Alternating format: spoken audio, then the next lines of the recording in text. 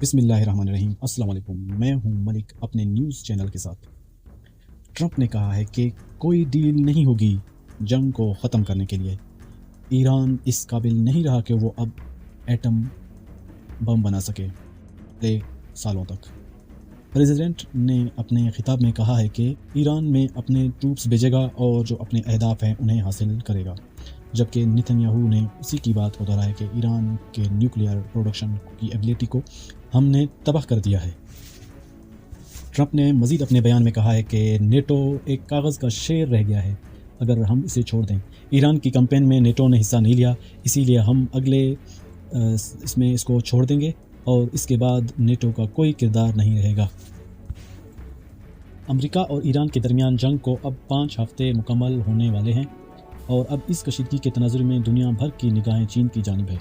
گزشتہ روز پاکستانی نائب وزیر اعظم اسحاق ڈار کی چینی ہم منصب سے ملاقات کے بعد جاری کردہ 5 نکاتی مشترکہ عالمیہ میں فوری جنگ بندی، مذاکرات کا آغاز، شہری انفراسٹرکچر اور اہم تنصیبات کے تحفظ اور آبنائے ہرمز جیسے اہم بحری راستوں کی سیکورٹی پر زور دیا گیا ہے۔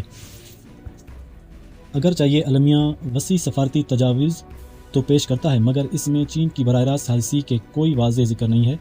خیال رہے کہ چین جو ایرانی تیل کی سب سے بڑی خریداری کر رہا ہے اور خلیج کے سمندروں راہداری پر انحصار کرتا ہے، مشرق وسطیٰ میں جاری حالیہ بحران کو اپنے معاشی مفاد کے لیے سنگین خطرہ سمجھتا ہے۔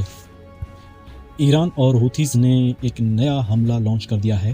یہ حملہ اس وقت شروع کیا گیا ہے جب ٹرمپ نے یہ کہا ہے کہ جنگ آنے والے کچھ ہفتوں میں ختم ہو سکتی ہے۔ یہ ان کا کہنا تھا اپنے قومی خطاب میں، جبکہ تہران نے کہا ہے کہ وہ اگلے 6 مہینے تک جنگ جاری رکھ سکتا ہے۔ ٹرمپ نے اپنے ایک انٹرویو میں برٹش نیوز پیپر کو دیتے ہوئے کہا ہے کہ وہ آنے والے دنوں میں نیٹو کو چھوڑ سکتا ہے، کیونکہ نیٹو اس وقت ایک کاغذ کا شعر ہے، وہ اب اس قابل نہیں رہا کہ وہ ہمارے ساتھ جنگوں میں ساتھ دے سکے۔ جبکہ دوسری طرف ہوتیز نے اور ایرانینز نے کوارڈینیٹڈ اٹیک اسرائیل پر کیا ہے، جبکہ اس کے نتیجے میں یو ایس اور اسرائیلی بمبارڈمنٹ بھی تہران میں جاری ہے، اور اسرائیلی نیوز خبر رساں کے ادارے کے مطابق ایک بچہ زخمی ہوا ہے ایرانی حملے کے نتیجے میں۔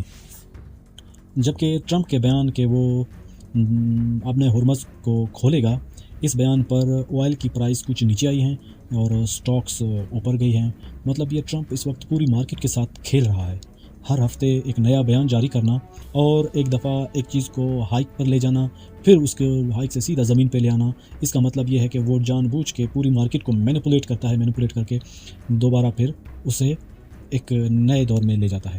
یہ تمام کام لگتا ہے کہ وہ پورے ایک سینیریو میں کھیل رہا ہے، ایک جو تاجر ہیں ان کے ساتھ، جس سے لوگ تو نقصان بھی کر رہے ہیں جبکہ یہ خود پیسے کما رہے ہیں۔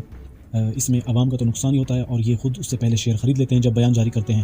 پچھلی دفعہ بھی 15 منٹ پہلے انہوں نے سٹاکس وغیرہ خرید لیے تھے اور اس کے بعد جب بیان انہوں نے جاری کیا تھا تو ایک دفعہ آسمان پر سٹاکس چلے گئے، پھر اس کے بعد آنے والے دنوں میں دوبارہ سے سٹاک واپس اپنی جگہ پہ آ گئے۔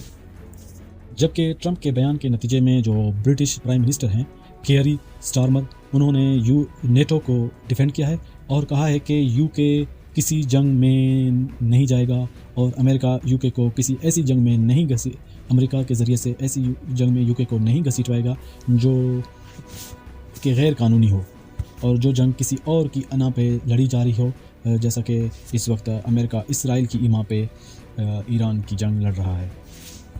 جبکہ سٹارمر کا مزید کہنا تھا کہ نیٹو ایک بہترین ملٹری الائنس تھا جس نے دنیا کو بڑے وقت تک محفوظ رکھا، اور یو ایس کے ساتھ جو ہمارے تعلقات ہیں وہ ایسا لگتا ہے کہ چینج ہوتے نظر آ رہے ہیں اور آنے والے وقتوں میں تبدیل ہو جائیں گے۔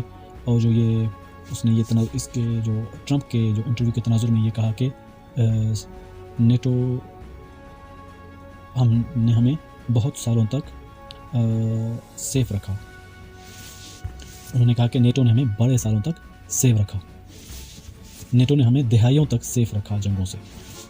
ٹرمپ نے بہت حد تک جو برٹش کی نیوی ہے اسے لتاڑا ہے اور کہا ہے کہ تمہاری نیوی اس وقت پرانی ہو چکی ہے اور جو تمہارے ایئر کرافٹ کیریئرز ہیں وہ بھی کام نہیں کرتے، اور اس وقت جو تمہاری نیوی ہے وہ اس ٹائم مطلب کسی کام کے قابل نہیں۔ مطلب اس ٹائم ٹرمپ بالکل تپا ہوا ہے برٹشرز پہ، اور بالکل جو ایران کے ساتھ جنگ میں وہ جو نہیں اتر رہے ہیں، اسی وجہ سے وہ کوشش کر رہا ہے کہ انہیں ہر روز کسی تنقید کا نشانہ بنایا جائے۔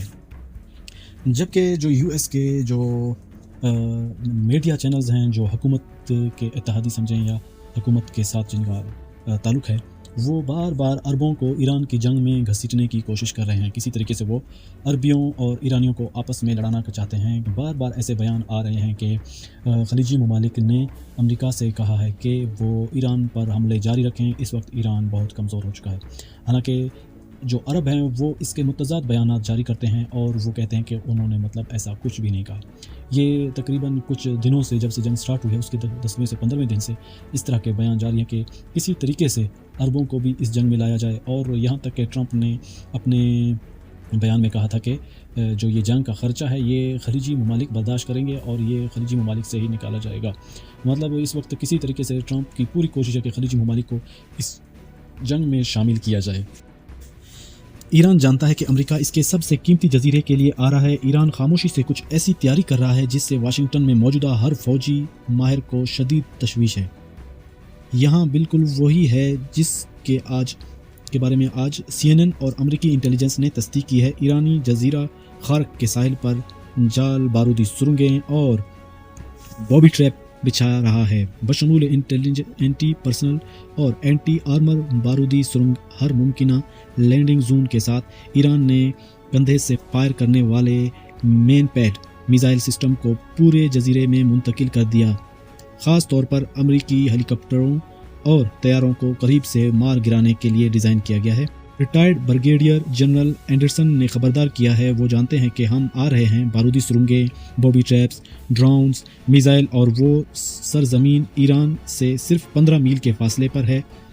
بہت مشکل ہے کہ خارق ایران کے تیل کے تمام برآمدات کا 90% ہینڈل کرتا ہے. اسے کھونے سے ایران کو سالانہ دسیوں اربوں کا نقصان ہوگا. یہی وجہ ہے کہ ایران اسے برقرار رکھنے کے لیے آخری آدمی تک لڑے گا.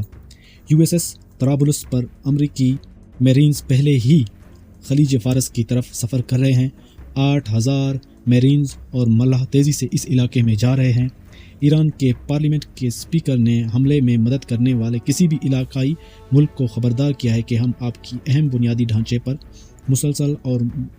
مسلسل حملوں میں حملہ کریں گے، جیسے وسیع پیمانے پر متحدہ عرب امارات کے لیے براہ راست خطرہ سمجھا جا رہا ہے.